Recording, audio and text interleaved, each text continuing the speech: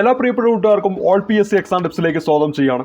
Kerala PSC പരീക്ഷയിൽ previous ആയിട്ട് ചോദിച്ചിരിക്കുന്ന ചോദ്യങ്ങളും ഫൈനൽ ആൻസർ പ്രകാരമുള്ള ഉത്തരങ്ങളുമാണ് പരിചയപ്പെട്ടുകൊണ്ടിരിക്കുന്നത്. വരാൻ പോകുന്ന LDC LGS പരീക്ഷ ഗുണപ്രദമാകുന്ന രീതിയിൽ നമുക്ക് ഓരോ ചോദ്യങ്ങളും പരിചയപ്പെടാം. ഇന്ന് ചർച്ച ചെയ്യാൻ പോകുന്ന ഒന്നാമത്തെ ചോദ്യം രസതന്ത്രവുമായി ബന്ധപ്പെട്ട ഒരു ചോദ്യമാണ്. താഴെ തന്നിരിക്കുന്ന ലായനിയെ സംബന്ധിച്ച പ്രസ്താവനകളിൽ ശരിയായവ തിരഞ്ഞെടുക്കുക. ആ ഒരു ഭാഗം ഒന്ന് അണ്ടർലൈൻ ചെയ്യുക.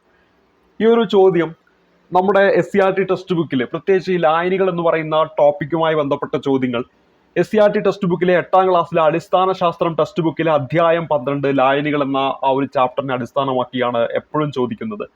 ഇതിനു മുമ്പ് നമ്മളൊരു ക്വസ്റ്റ്യൻ പേപ്പർ ചെയ്തപ്പോഴും ഇത്തരത്തിലുള്ള ചോദ്യങ്ങൾ വന്നിട്ടുണ്ട്. അതെല്ലാം ഈ ഒരു ടെക്സ്റ്റ് ബുക്കിലെ ഈ ഒരു ചാപ്റ്ററിനെ അടിസ്ഥാനമാക്കിയാണ് വന്നുകൊണ്ടിരിക്കുന്നത്. അതുകൊണ്ട് നിങ്ങൾ നിർബന്ധമായിട്ടും ഈ ഒരു ചാപ്റ്റർ പഠിച്ചിട്ട് പോകണം. വളരെ സിമ്പിൾ ആയിട്ടുള്ള, നമുക്ക് വായിച്ചാൽ തന്നെ മനസ്സിലാക്കാൻ പറ്റുന്ന ഒരു അധ്യായമാണ്. അത് തീർച്ചയായിട്ടും നിങ്ങൾ എന്ത് ചെയ്യണം, പഠിക്കണം. കാരണം അതിൽ നിന്ന് എപ്പോഴും ചോദ്യങ്ങൾ കെമിസ്ട്രി എന്ന് പറയുന്ന ഭാഗത്ത് വന്നുകൊണ്ടിരിക്കുന്നുണ്ട്. അപ്പൊ നമുക്ക് ഈ ഒരു ചാപ്റ്ററിനെ അടിസ്ഥാനമാക്കി ഈ ഒരു ചോദ്യം നമുക്കൊന്ന് മനസ്സിലാക്കാം. ആദ്യമായി ഇവിടെ തന്നിരിക്കുന്നു, ലീനത്തിന്റെ സ്വഭാവം ലയത്വത്തെ സ്വാധീനിക്കുന്ന ഒരു ഘടകമാണ് എന്നാണ് ഒന്നാമത്തെ സ്റ്റേറ്റ്മെന്റ് ആയിട്ട് ഇവിടെ തന്നിരിക്കുന്നത്. SCRT ടെക്സ്റ്റ് ബുക്കിലെ ഈ ഒരു അധ്യായത്തിൽ കൃത്യമായി പറയുന്നുണ്ട്, ലീനത്തിന്റെ സ്വഭാവം, താപനില എന്നിവ ലയത്വത്തെ സ്വാധീനിക്കുന്ന ഘടകങ്ങളാണ്. ഒരു ലായനി എടുക്കുകയാണെങ്കിൽ ലീനമുണ്ട്, ലായകമുണ്ട് എന്ന് നമുക്കറിയാം. പഞ്ചസാര ലായനിയാണെങ്കിൽ പഞ്ചസാര ലീനവും, അതേസമയത്ത് ജലം എന്താണ്, ലായകവുമാണ്. സാർവത്രിക ലായകം എന്നറിയപ്പെടുന്ന ജലമാണ് എന്നൊക്കെ നമ്മൾ പഠിച്ചിട്ടുണ്ട്. അപ്പൊ ഇവിടെ എന്താണ്, ഒരു ലീനത്തിന്റെ സ്വഭാവം, അതേപോലെ തന്നെ താപനില എന്നിവ എന്താണ്, ലയത്വത്തെ സ്വാധീനിക്കുന്ന ഘടകങ്ങളാണ്. അപ്പോൾ ഇവിടെ അതിൽ ലീനത്തിന്റെ സ്വഭാവം ലയത്വത്തെ സ്വാധീനിക്കുന്ന ഒരു ഘടകമാണ് എന്ന് പറഞ്ഞാൽ അത് ശരിയാണ്. അതോടൊപ്പം തന്നെ SCRTയിൽ പറയുന്ന മറ്റൊന്നാണ് എന്ത്, താപനില. അപ്പോൾ ഇവിടെ നിങ്ങൾ പഠിക്കേണ്ട എന്താണ്, ലീനത്തിന്റെ സ്വഭാവം ലയത്തെ സ്വാധീനിക്കുന്ന ഒരു ഘടകമാണ് എന്ന് പറഞ്ഞാൽ ശരിയാണ്. അതോടൊപ്പം തന്നെ എന്താണ്, താപനിലയും എന്താണ് സ്വാധീനിക്കുന്നു എന്ന കാര്യം കൂടി ഒന്ന് ഓർത്തു വെക്കുക.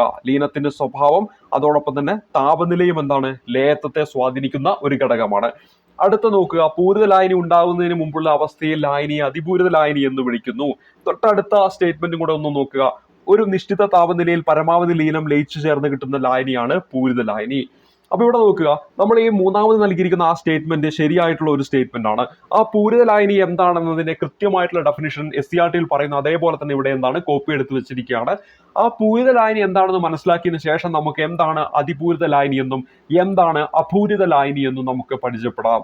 നോക്കുക, ഒരു നിശ്ചിത താപനിലയുണ്ട്. ആ നിശ്ചിത താപനിലയിൽ പരമാവധി ലീനം ലയിച്ചു ചേർന്ന് കിട്ടുന്ന ലായനിയാണ് നമ്മൾ എന്തെന്ന് പറയുന്നത്, പൂരിത ലായനി എന്ന് പറയുന്നത്. ഒരു നിശ്ചിത താപനിലയിൽ പരമാവധി ലീനം ലയിച്ചു ചേർന്ന് കിട്ടുന്ന ലായനിയെ നമ്മൾ പൂരിത ലായനി എന്ന് പറയുന്നു.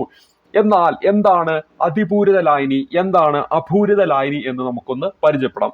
എന്താണ് അപൂരിത ലായനി എന്ന് വെച്ചാൽ, പൂരിത ലായനി ഉണ്ടാകുന്നതിന് മുമ്പുള്ള അവസ്ഥയിൽ ലായനിയെ നമ്മൾ വിളിക്കുന്നതാണ് അപൂരിത ലായനി. പൂരിത ലായനി ഉണ്ടാകുന്നതിന് മുമ്പുള്ള അവസ്ഥയിൽ ആ ലായനിയെ നമ്മൾ എന്തെന്ന് വിളിക്കുന്നു, അപൂരിത ലായനി എന്നാണ് വിളിക്കുന്നത്.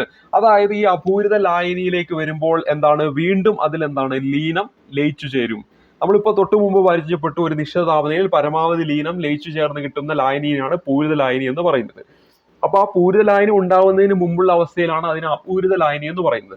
അതിനുശേഷമാണ് എന്തായിട്ട് മാറുന്നത്, പൂരിത ലായനിയായിട്ട് മാറുന്നത്. അപ്പൊ നമുക്ക് പറയാൻ പറ്റും, ലീനം വീണ്ടും എന്താണ്, ഈ പൂരിത ലായനി അതായത് അപൂരിത ലായനിയിൽ എന്താണ്, ലീനം വീണ്ടും എന്താണ്, ലയിച്ച് ചേരും എന്ന് നമുക്ക് പറയാൻ പറ്റും. ആ ഒരു നിഗമനത്തിലേക്ക് എത്തിച്ചേരാൻ പറ്റും. അപ്പോൾ ഇവിടെ നോക്കുക, രണ്ടാമത്തെ സ്റ്റേറ്റ്മെന്റ് തന്നിരിക്കുന്ന നോക്കൂ, പൂരിത ലായനി ഉണ്ടാവുന്നതിന് മുമ്പുള്ള അവസ്ഥയിൽ ലായനി അതിപൂരിത ലായനി എന്ന് വിളിക്കുന്ന പറഞ്ഞത്. അല്ലല്ലോ, നമ്മളിപ്പോ പഠിച്ചു കഴിഞ്ഞു എന്താണ്, അപൂരിത ലായനി എന്നാണ് വിളിക്കുന്നത്. എന്താണ്, അപൂരിത ലായനി എന്നാണ് വിളിക്കുന്നത്.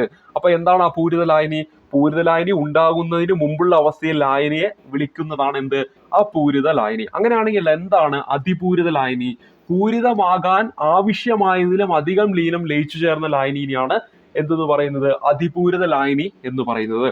പൂരിതമാകാൻ ആവശ്യമായതിലും അധികം ലീനം ലയിച്ചു ചേർന്ന ലായനിയാണ് അതിപൂരിത ലായനി എന്ന് വിളിക്കുന്നത്.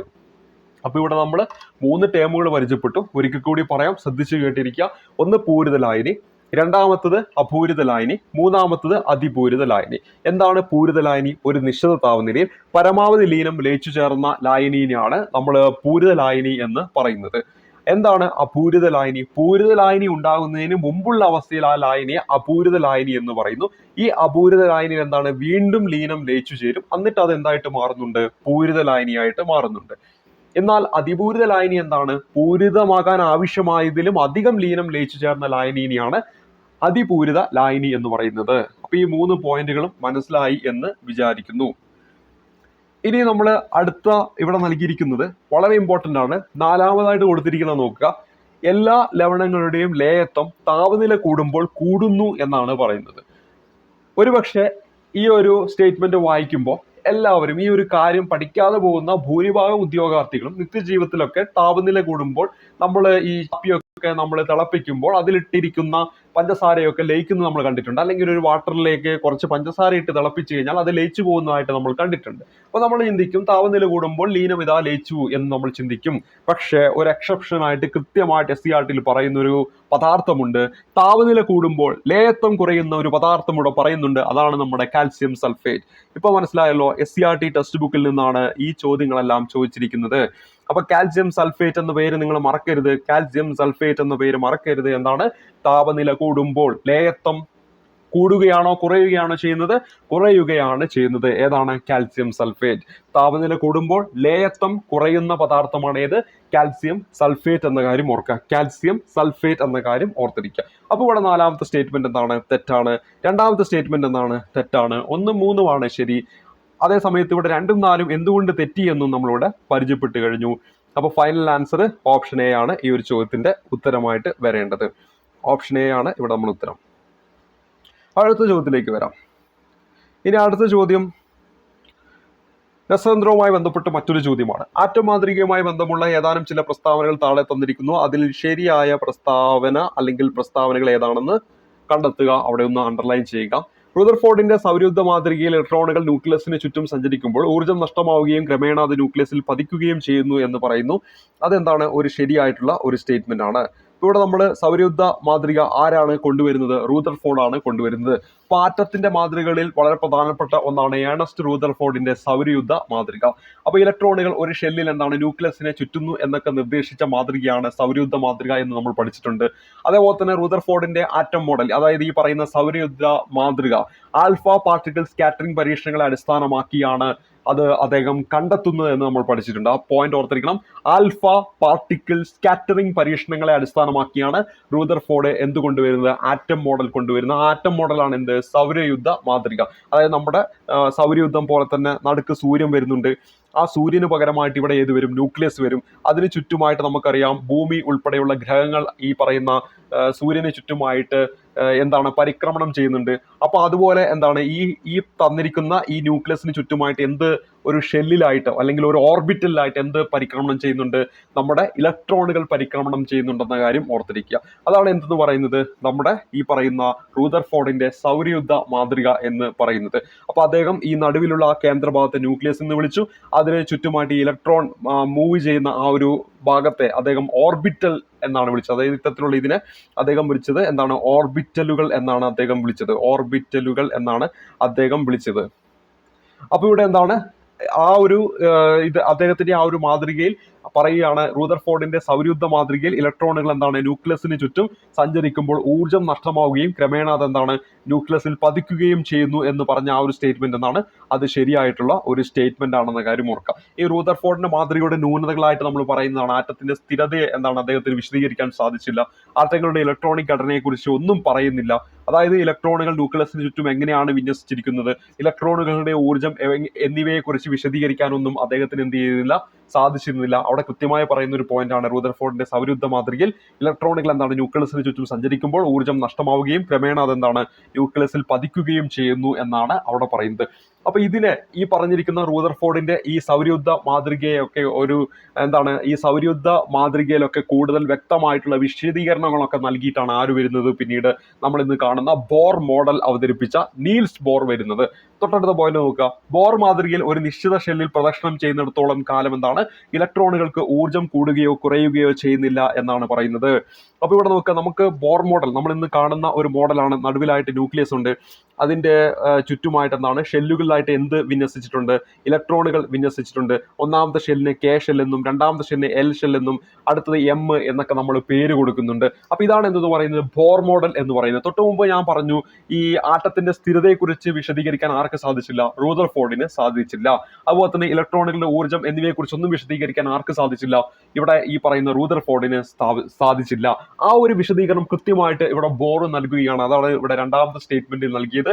ബോർ മാതൃകയിൽ ഒരു നിശ്ചിത ഷെല്ലിൽ പ്രദക്ഷിണം ചെയ്യുന്നിടത്തോളം കാലം ഇലക്ട്രോണുകൾക്ക് എന്താണ് ഊർജ്ജം കൂടുകയോ കുറയുകയോ ചെയ്യുന്നില്ല. ആ ഒരു നിശ്ചിത ഷെല്ലിൽ, അതായത് ഇവിടെ കെ എന്ന് പറയുന്ന ഷെല്ലിൽ ഇലക്ട്രോണുകൾ മൂവ് ചെയ്തുകൊണ്ടിരിക്കുകയാണെങ്കിൽ അവിടെ എന്ത് ചെയ്യുന്നില്ല? ആ കെ ഷെല്ലിലുള്ള ഇലക്ട്രോണുകൾക്ക് ഊർജ്ജം കൂടുകയോ കുറയുകയോ ചെയ്യുന്നില്ല എന്ന കാര്യം ഓർക്കുക. ഒരു നിശ്ചിത ഊർജ്ജം അവിടെയുണ്ട് എന്നാണ് പറയുന്നത്.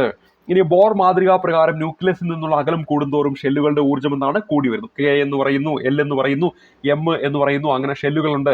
അങ്ങനെ ന്യൂക്ലിയസിൽ നിന്നുള്ള അകലം കൂടുന്തോറും എന്താണ്? ഷെല്ലുകളുടെ ഊർജ്ജവും എന്താണ്? കൂടി വരുന്നു എന്ന് എവിടെ പറയുന്നുണ്ട്? ഈ പറയുന്ന ബോർ മോഡലിൽ പറയുന്ന ഒരു പോയിന്റ് ആണെന്ന കാര്യം ഓർത്തിരിക്കുക. അപ്പൊ അതും എന്താണ്? ശരിയായിട്ടുള്ള ഒരു സ്റ്റേറ്റ്മെന്റ് ആണ്. തോംസൺ മാതൃകയിൽ തണ്ണിമത്തന്റെ ഭക്ഷ്യയോഗ്യമായ ഭാഗത്തിലുടനീളം പോസിറ്റീവ് ചാർജും വിത്ത് പോലെ ഇലക്ട്രോണുകളും വിതരണം ചെയ്യുന്ന ഒരു തണ്ണിമത്തനുമായി ആറ്റത്തെ ഉപമിച്ചിരിക്കുന്നു. അപ്പൊ ഇവിടെ നമുക്ക് അറിയാവുന്ന ഒരു വ്യക്തിയാണ് ജെ തോംസൺ. അപ്പൊ അദ്ദേഹത്തിന്റെ ഈ ആറ്റം മാതൃകയാണ് എന്തെന്ന് പറയുന്നത് തണ്ണിമത്തൻ മോഡൽ, അല്ലെങ്കിൽ പ്ലം പുട്ടിംഗ് മോഡൽ, അല്ലെങ്കിൽ റൈസിൻ പുട്ടിംഗ് മോഡൽ. ഇതൊക്കെ ഒന്ന് തന്നെയാണ്. ഇതിന്റെ പല പല പേരുകളാണ്. ഒന്നെന്താണ്? Plum pudding model. രണ്ടെന്താണ്? Raisin pudding model. മൂന്നെന്താണ്? Watermelon model. അതിന്റെ മലയാളമാണ് തണ്ണിമത്തൻ മോഡൽ. അപ്പൊ ഈ ഒരു മോഡലിൽ എന്താണ് പറയുന്നത്?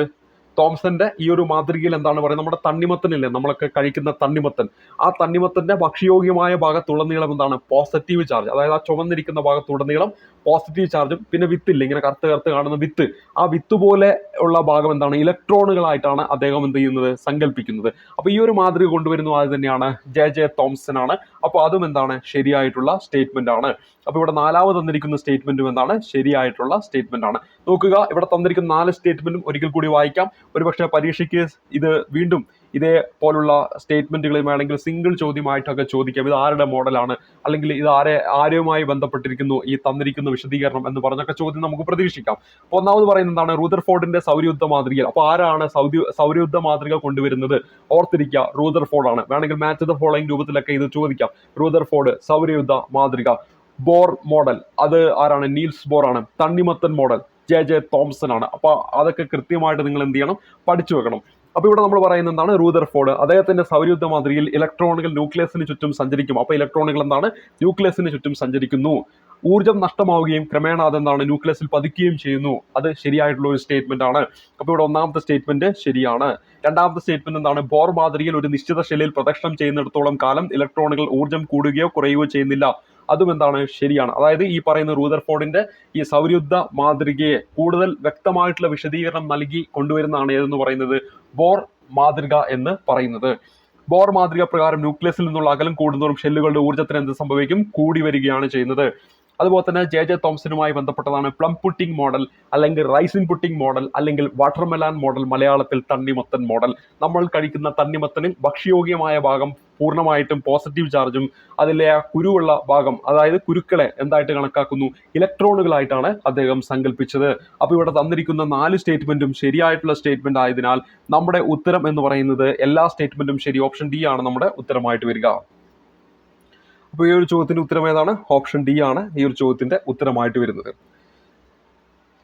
ഇനി നമ്മുടെ അടുത്ത ചോദ്യത്തിലേക്ക് വരാം. അടുത്ത ചോദ്യം 2022 രസതന്ത്രത്തിലുള്ള നോബൽ സമ്മാനം Caroline R Bertozzi, Morten Meldal, K ബാരി ഷാർപ്ലസ് എന്നിവർക്ക് ലഭിച്ചു. എന്ത് വികസിപ്പിച്ചതിനാണ് ഇവർക്ക് നോബൽ സമ്മാനം കിട്ടിയത് എന്നതാണ് ഇവിടെ തന്നിരിക്കുന്ന അടുത്ത ചോദ്യം. അപ്പോൾ ഇവിടെ നമ്മുടെ ചോദ്യം 2022 നോബലുമായി ബന്ധപ്പെട്ടിട്ടുള്ള ഒരു ചോദ്യമാണ് ഇവിടെ ചോദിച്ചിരിക്കുന്നത്. ഈ ഒരു ചോദ്യത്തിന്റെ ഉത്തരം എന്ന് പറയുന്നത് ഓപ്ഷൻ ഡി ആണ്. ക്ലിക്ക് കെമിസ്ട്രിയുടെയും ബയോ ഓർത്തോഗണൽ കെമിസ്ട്രിയുടെയും വികസനവുമായി ബന്ധപ്പെട്ടിട്ടാണ് ഇവർക്ക് നോബൽ സമ്മാനം ലഭിക്കുന്നത്. 2022 രസതന്ത്ര നോബൽ ലഭിച്ച 3 പേരുകൾ കരോളിൻ ആർ ബെർട്ടോസി. ഒരു പേരെന്താണ്? Caroline R Bertozzi. രണ്ടാമത്തെ പേര് മോർട്ടൻ മെൽഡൽ. മൂന്നാമത്തെ പേര് കെ ബാരി ഷാർപ്ലസ് ആണ്. കെ ബാരി ഷാർപ്ലസ്. അപ്പൊ ഇവിടെ എന്തെല്ലാം പരിചയപ്പെട്ടു? 2022 രസതന്ത്രത്തിനുള്ള നോബൽ സമ്മാനം ലഭിച്ച 3 വ്യക്തികളുടെ പേര് പരിചയപ്പെട്ടു. കരോളിൻ ആർ ബർട്ടോസി, മോർട്ടൻ മെൽഡർ, കെ ബാരി ഷാർപ്ലെസ് എന്നിവർക്ക് ലഭിച്ചു എന്ന കാര്യം ഓർക്കുക. അത് എന്തിനാണ് ലഭിച്ചതെന്ന് ചോദിച്ചാൽ ക്ലിക്ക് കെമിസ്ട്രിയുടെയും ബയോ ഓർത്തോഗണൽ കെമിസ്ട്രിയുടെയും വികസനവുമായി ബന്ധപ്പെട്ടിട്ടാണ്. അങ്ങനെയാണെങ്കിൽ നമുക്ക് 2023 ആയിരിക്കും പരീക്ഷയ്ക്ക് ചോദിക്കാൻ സാധ്യത കൂടുതലുള്ളത്. അത് ലഭിച്ചിരിക്കുന്നത് 2023 ഈ പറയുന്ന രസാന്തരത്തിലുള്ള നോബൽ സമ്മാനമാണ് നമ്മളിവിടെ പരിചയപ്പെടാൻ പോകുന്നത്. ഒരു പേര് ഓർത്തിരിക്കുക, മൗനി ജി ബാവണ്ടി. ഇപ്പം ഈ ഒരു പേര് ഓർക്കുക. പ്രൊണൗൺസിയേഷൻ ചിലപ്പോൾ തെറ്റുണ്ടാവും, കൃത്യമായിട്ട് സ്ക്രീനിൽ ആ സ്പെല്ലിംഗ് എഴുതുന്നുണ്ട്. മൗനി ജി ബാവണ്ടി എന്ന് പറയുന്ന വ്യക്തിക്ക്, ഇദ്ദേഹം ഒരു ഫ്രഞ്ചുകാരനാണ്. ഏത് രാജ്യക്കാരനാണ്? ഫ്രഞ്ചുകാരനാണ്. പരിചയപ്പെടുന്നത് എന്താണ്? 2023 രസതന്ത്രത്തിനുള്ള നോബൽ സമ്മാനം ലഭിച്ച 3 പേരുകളാണ് നമ്മളിവിടെ പരിചയപ്പെടാൻ പോകുന്നത്. ഒന്നാമത്തെ പേര് സ്ക്രീനിൽ കണ്ടു, മൗനി ജി ബാവണ്ടി. അദ്ദേഹം ഏത് രാജ്യക്കാരനാണ്? ഫ്രഞ്ചുകാരനാണ്. മറ്റൊരു പേര് ലൂയിസ് ഇ ബ്രൂസ്, BRUS.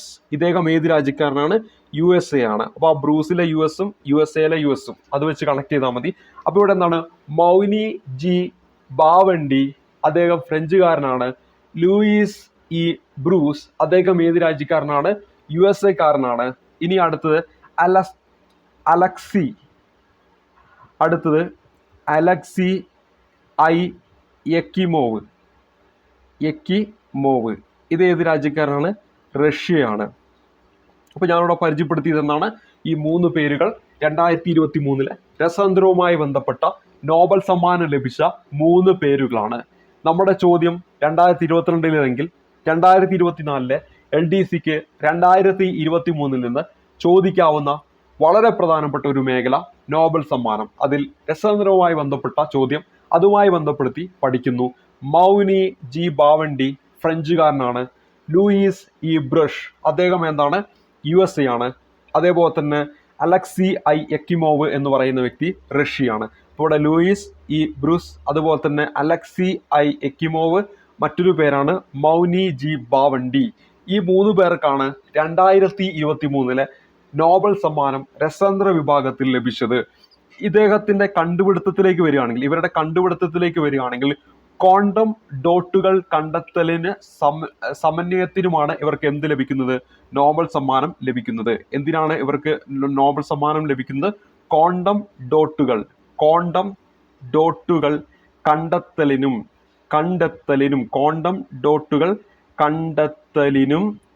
സമന്വയത്തിനുമാണ് ഇവർക്ക് എന്ത് ചെയ്യുന്നത്? നോബൽ സമ്മാനം ലഭിക്കുന്നത് എന്ന കാര്യം ഓർത്തിരിക്കുക. അപ്പോൾ ഇവിടെ ഇവർക്ക് എന്തിനാണ് നോബൽ സമ്മാനം ലഭിച്ചത് എന്ന് നമ്മൾ പരിചയപ്പെട്ടു. ക്വാണ്ടം ഡോട്ടുകൾ കണ്ടെത്തലിനും സമന്വയത്തിനുമാണ് ഇവർക്ക് 2023 രസതന്ത്രത്തിനുള്ള നോബൽ സമ്മാനം ലഭിച്ചത് എന്ന കാര്യം ഓർത്തിരിക്കുക. ഇപ്പോൾ 2023 രസതന്ത്രത്തിനുള്ള നോബൽ സമ്മാനം ലഭിച്ച 3 വ്യക്തികളുടെ പേരുകളാണ് നമ്മളിവിടെ പരിചയപ്പെട്ടത്. ആ 3 വ്യക്തികളുടെ പേരുകൾ കൃത്യമായിട്ട് പഠിക്കണം. കാരണം വരാൻ പോകുന്ന പരീക്ഷകളിലൊക്കെ ചോദ്യമായിട്ട് നമുക്ക് പ്രതീക്ഷിക്കാം. അപ്പോൾ ഇവിടെ പരിചയപ്പെട്ടു 3 പേരുകൾ നമ്മൾ പരിചയപ്പെട്ടു കഴിഞ്ഞു. അപ്പോൾ ഇവിടെ നമ്മൾ രസതന്ത്രവുമായി ബന്ധപ്പെട്ട ഈ ഒരു പേരുകൾ ഓർത്തിരിക്കാൻ വേണ്ടി ചെറിയൊരു കണക്ട് ചെയ്യാനായിട്ടൊരു കാര്യം പറയാം. നിങ്ങൾക്കത് ഓർത്തിരിക്കാൻ എളുപ്പമാണെങ്കിൽ മാത്രം ഇത് ഫോളോ ചെയ്യുക. അതായത് ഇവിടെ നോക്കുക, നമ്മളിവിടെ കാണേണ്ടത് ബാവണ്ടി എന്നാണ് പറയുന്നത്. അത് ഞാനൊരു വണ്ടിയായിട്ട് സങ്കല്പിക്കുന്നു. അപ്പോൾ വണ്ടിയിൽ പോയപ്പോൾ രസത്തിന് ബ്രൂ കാപ്പി കുടിച്ചു. വണ്ടിയിൽ പോയപ്പോൾ രസത്തിന് എന്താണ്? ബ്രൂ കാപ്പി കുടിച്ചപ്പോൾ നമുക്ക് എക്കിള് വന്നു. എക്കിള് വരിക എന്നറിയില്ലേ? എക്കിള്. അപ്പോൾ എന്താണ്? ഇവിടെ വണ്ടി എന്നാണ് ഞാൻ പറഞ്ഞത്. ഇപ്പോൾ ഇവിടെ നോക്ക്, ബാവണ്ടി. അപ്പോൾ നമുക്ക് അവിടെ വണ്ടിയിൽ പോയപ്പോൾ ഇവിടെ നോക്ക് ഈ ബ്രൂസ് എന്നാണ് പറയുന്നത്. അപ്പോൾ അവിടെ നമുക്ക് ബ്രൂ കാപ്പി കുടിച്ചു. അപ്പോൾ അവിടെ വണ്ടിയിൽ പോയപ്പോൾ രസത്തിന് എന്ന് പറയുമ്പോൾ രസതന്ത്രത്തിലെ നോബൽ സമ്മാനമാണ് നമ്മളിവിടെ പഠിക്കുന്നത്. അപ്പോൾ എന്താണ്? വണ്ടിയിൽ പോയപ്പോൾ രസത്തിന് ബ്രൂ കാപ്പി കുടിച്ചപ്പോൾ എക്കിള് വന്നു. അപ്പോൾ അതാണ് ഇവിടെ ബാവണ്ടി. നമ്മുടെ ഓപ്ഷനിൽ ഇതുമായിട്ട് സാമ്യമുള്ള ഒരു പേര് നമുക്ക് കണക്ട് ചെയ്ത് പഠിക്കാൻ പറ്റും. അതേപോലെ തന്നെ രസത്തിന് എന്നാണ് പറഞ്ഞത്. രസതന്ത്രത്തിനുള്ള നോബൽ സമ്മാനത്തിന്റെ പേരാണ് പഠിക്കുന്നത്. ബ്രൂ എന്നതിൽ ഇവിടെ കണ്ടോ, ഈ ബ്രൂസ് എന്നാണ് കൊടുത്തത്, BRUS. അപ്പോൾ അതിൽ നമുക്ക് ബ്രൂ നമുക്ക് അവിടെ എന്താണ് എക്കിള് വന്നു എന്നാ, എക്കിമോവ് എന്നാ കൊടുത്തത്. എക്കിമോവ്, എക്കിള്, എക്കിള്. അപ്പൊ അത് വെച്ചിട്ട് എക്കിമോവ് നമുക്ക് എന്ത് ചെയ്യാൻ പറ്റും, കണക്ട് ചെയ്ത് വെക്കാനായിട്ട് പറ്റും. അപ്പൊ ഇവിടെ BRUSലെ US വെച്ചിട്ട് നമുക്ക് എന്ത് പറ്റും, USA കാരനാണ് അദ്ദേഹം എന്ന് പഠിക്കാനായിട്ട് പറ്റും. അതുപോലെ തന്നെ മൗനി ജി ബാവണ്ടി എന്ന വ്യക്തി ഫ്രഞ്ചുകാരനാണെന്ന കാര്യം ഓർത്തിരിക്കുക. ബാവണ്ടി എന്ന് പറയുന്ന വ്യക്തി എന്താണ്, ഫ്രഞ്ചുകാരനാണെന്ന കാര്യം ഓർത്തിരിക്കുക. പിന്നെ എക്കിമോവ് എന്ന് പറയുന്ന വ്യക്തി എന്താണ്, റഷ്യക്കാരനാണ്. എക്കിമോവ് എന്ന് പറയുന്ന വ്യക്തി ഏത് രാജ്യക്കാരനാണ്, റഷ്യക്കാരനാണെന്ന കാര്യം കൂടി ഓർത്തിരിക്കുക. പിന്നെ ഇവരുടെ കണ്ടുപിടുത്തം എന്താണ്, അല്ലെങ്കിൽ നോബലിലേക്ക് പരിഗണിച്ചത് എന്താണ്, ക്വാണ്ടം ഡോട്ടുകൾ കണ്ടെത്തലിന് സമന്വയത്തിനുമാണെന്ന കാര്യം ഓർത്തിരിക്കുക. ഇവിടെ നമ്മൾ പറഞ്ഞു വണ്ടിയിൽ പോയപ്പോൾ രസത്തിന് ബ്രൂ കാപ്പി കുടിച്ചപ്പോൾ എക്കിൾ വന്നു എന്ന ആ ഒരു ചെറിയൊരു ടിപ്പ് നമ്മൾ ഓർത്തു വെച്ചു. അപ്പോൾ അവിടെ വണ്ടി എന്നതിൽ നിന്ന് ബാവണ്ടി എന്ന ആ ഒരു ഇത് കണക്ട് ചെയ്ത് പഠിക്കണം. അപ്പോൾ മൗനി ജി ബാവണ്ടി, മറ്റൊന്ന് ലൂയിസ് ഇ ബ്രൂസ് ആണ്. അപ്പോൾ എന്താണ്, ബ്രൂ കാപ്പി കുടിച്ചു എന്നതിൽ നിന്ന് ബ്രൂസ് കിട്ടണം. പിന്നെ അലക്സി ഐ എക്കിമോവ് ആണ്, എക്കിള് വന്നു എന്നതിൽ നിന്ന് എക്കിമോവ് കിട്ടണം. അപ്പൊ നമുക്ക് അവിടെ എന്ത് കിട്ടി, 3 പേരുകൾ നമുക്ക് പഠിക്കാൻ പറ്റി.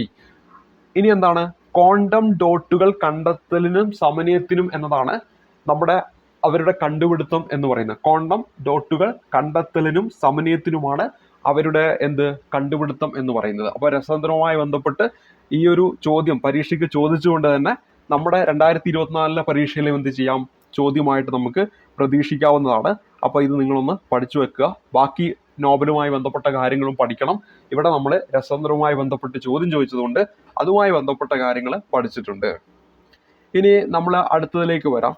അടുത്ത ചോദ്യം എന്ന് പറയുന്നത് ഇന്ത്യയിലെ വലിയ നഗരങ്ങളിലെ വായു മലിനീകരണത്തിന് കാരണമാകുന്നത് ഏത് ലോഹത്തിന്റെ സാന്നിധ്യമാണെന്നാണ്. ഇതൊക്കെ PSC പലപ്പോഴായിട്ട് റിപ്പീറ്റ് ആയിട്ട് ചോദിക്കുന്ന ഒരു ചോദ്യമാണ്. ഇവിടെ നമ്മുടെ ഉത്തരം എന്ന് പറയുന്നത് ലെഡ് എന്നതാണ്. ഓപ്ഷൻ ബി ആണ് ഈ ഒരു ചോദ്യത്തിന്റെ ഉത്തരമായിട്ട് വരുന്നത്. അപ്പൊ ലെഡ് എന്ന് പറഞ്ഞാൽ എന്താണ്, കറുത്തീയമാണ്. ലെഡ് എന്ന് പറഞ്ഞാൽ കറുത്തീയം. അപ്പൊ ഈ ലെഡ് ആണ് ഇന്ത്യയിലെ വലിയ നഗരങ്ങളിലെ വായു മലിനീകരണത്തിന് കാരണമാകുന്നത്. എക്സ്റേ കടത്തിവിടാത്ത ലോഹം എന്നൊക്കെ PSC പരീക്ഷയിൽ ചോദിക്കാറുണ്ട്. അതാണ് നമ്മുടെ ലെഡ് എന്ന് പറയുന്നത്. നമ്മുടെ സ്റ്റോറേജ് ബാറ്ററികളിലൊക്കെ ഉപയോഗിക്കുന്ന ലോഹമാണല്ലോ ലെഡ്. അതുപോലെ തന്നെ നമ്മുടെ വാഹനത്തിന്റെ പുക വഴി പുറം തള്ളപ്പെടുന്ന ലോഹമാണ് ലെഡ് എന്ന് പറയുന്നത്.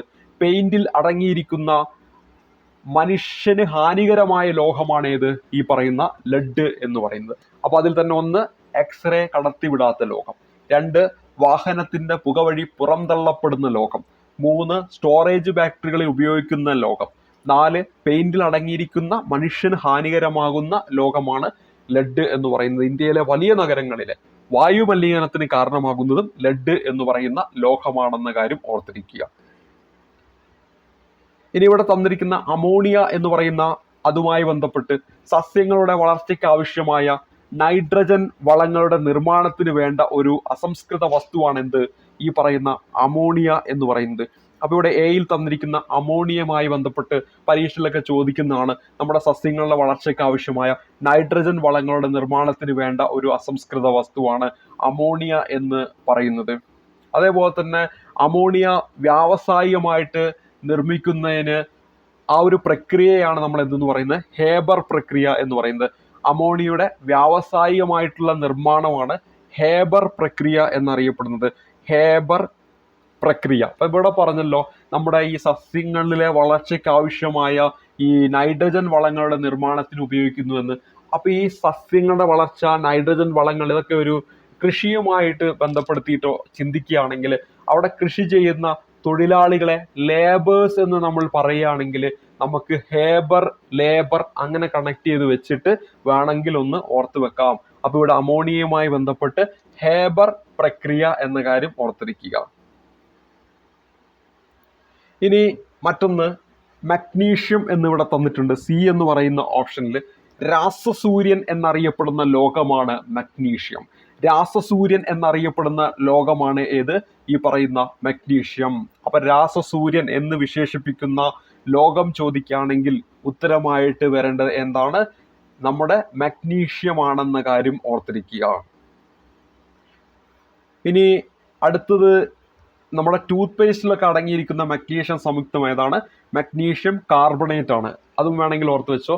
ഈ നിത്യജീവിതത്തിലെ കെമിസ്ട്രി എന്ന് പറയുന്ന ഭാഗത്തൊക്കെ വേണമെങ്കിൽ ചോദിക്കാം. മഗ്നീഷ്യം കാർബണേറ്റ്, ടൂത്ത് പേസ്റ്റിൽ അടങ്ങിയിരിക്കുന്ന മഗ്നീഷ്യം സംയുക്തമാണ് മഗ്നീഷ്യം കാർബണേറ്റ്. Magnesium carbonate.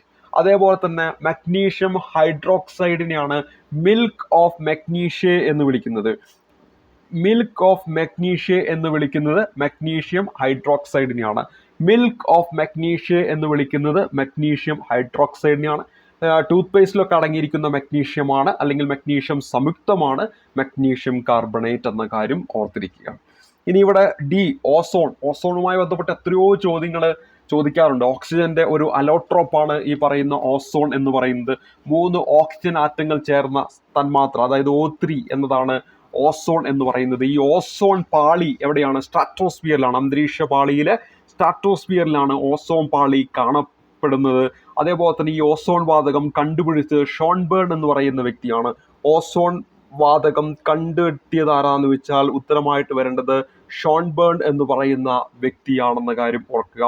എന്നാൽ ഈ ഓസോൺ പാളി കണ്ടെത്തിയത്, രണ്ടും മാറിപ്പോയത്, ഓസോൺ വാതകം കണ്ടെത്തിയത് ആരാന്ന് ചോദിച്ചാൽ ഷോൺബേൺ എന്ന് പറയുന്ന വ്യക്തിയും, ഓസോൺ പാളി കണ്ടെത്തിയ 2 പേരുകളാണ് ചാൾസ് ഫാബ്രി. ഒന്നാമത്തെ പേര് ഓർത്ത് വെക്കുക, ചാൾസ് ഫാബ്രി എന്ന പേര് ഓർത്തിരിക്കുക.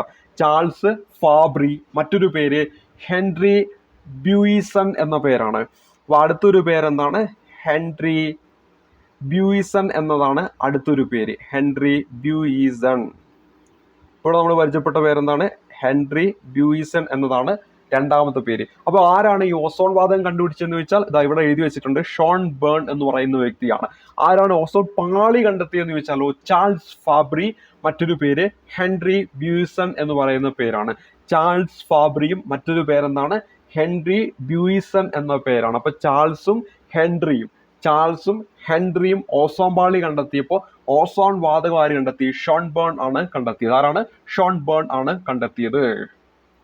അത് നമുക്ക് വേണമെങ്കിൽ ഓസോൺ എന്ന് പറയുമ്പോൾ ഈ ഓസ്ട്രേലിയൻ ടീമുമായിട്ടൊന്ന് കണക്ട് ചെയ്ത് വെച്ചാൽ അവിടെ ഷെയ്ൻ ബോൺ എന്ന് പറയുന്ന ഒരു വ്യക്തിയെ നിങ്ങൾ കണ്ടിട്ടുണ്ടോ? സ്പിന്നറാണ് ഷെയ്ൻ ബോൺ. അപ്പോൾ അദ്ദേഹം എന്താണ്? ഷോൺ ബേൺ. ഓസ്ട്രേലിയ ഓസോൺ വാതകം ഷോൺ ബേൺ എന്ന പേര് അങ്ങനെ ഓർത്ത് വെക്കാം. അതേപോലെ തന്നെ നമ്മുടെ ഓസോൺ പാളി കണ്ടെത്തിയ 2 പേര് ചാൾസ് ഫാബ്രിയും മറ്റൊരു പേര് ആരാണ്? ഹെൻറി ബ്യൂയിസണുമാണെന്ന കാര്യം ഓർത്തിരിക്കുക. ഇനി അടുത്തത് ഈ ഓസോൺ വിള്ളലിന് കാരണമാകുന്ന ഒരു വാതകമുണ്ട്, അതാണ് CFC എന്ന് പറയുന്നത്. എന്താണ് CFC എന്ന് പറഞ്ഞാൽ? Chloro fluoro carbon. ഓസോൺ വിള്ളലിന് കാരണമായ വാതകമാണ് CFC. അതാണ് എന്ത്? ക്ലോറോ ഫ്ലൂറോ കാർബൺ എന്ന കാര്യം ഓർത്തിരിക്കുക. ഇനി ഇതിലെ പ്രധാനപ്പെട്ട ഘടകം ഏതാണ്? ആ പേരിൽ തന്നെയുണ്ട്. കാർബൺ ഉണ്ട്, ക്ലോറിൻ ഉണ്ട്, ഫ്ലൂറിൻ ഉണ്ട്. CFC, C carbon, F fluorine. അതേപോലെ തന്നെ മറ്റൊന്ന് എന്താണ്? ക്ലോറിൻ ആണ്. അപ്പൊ കാർബൺ, ക്ലോറിൻ, അതുപോലെ തന്നെ ഫ്ലൂറിൻ എന്നിവയാണ് CFCയിലെ പ്രധാന ഘടകം. അപ്പൊ എന്താണ്? ക്ലോറോ ഫ്ലൂറോ കാർബൺ ആണ് ഓസോൺ വിള്ളലിന് കാരണമായ വാതകം എന്ന കാര്യം ഓർത്തിരിക്കുക. അതേപോലെ തന്നെ ഓസോൺ പാളിക്ക് ഹാനികരമാകുന്ന CFCയിലെ ഘടകമാണ്.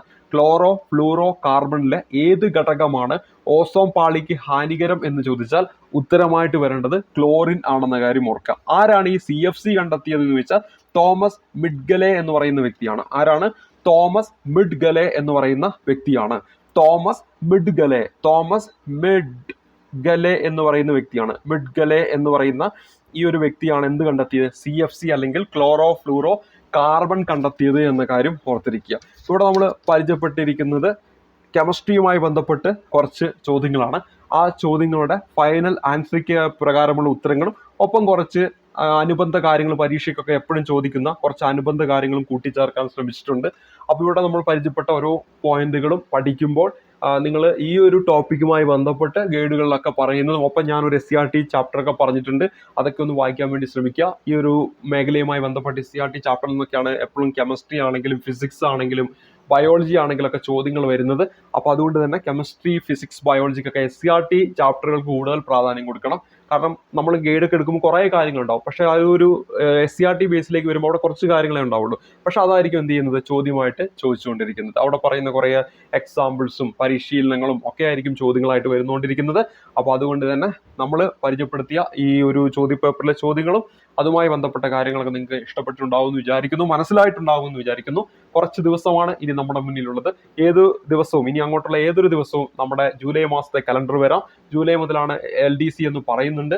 അതുകൊണ്ട് തന്നെ നമ്മൾ കൃത്യമായിട്ട് അടുക്കും ചിട്ടയോടുകൂടി ഇനിയുള്ള ഓരോ സമയവും വിനിയോഗിക്കുക. അപ്പോൾ അടുത്തൊരു ക്ലാസ് കാണുമ്പോഴേക്കും നന്ദി, നമസ്കാരം.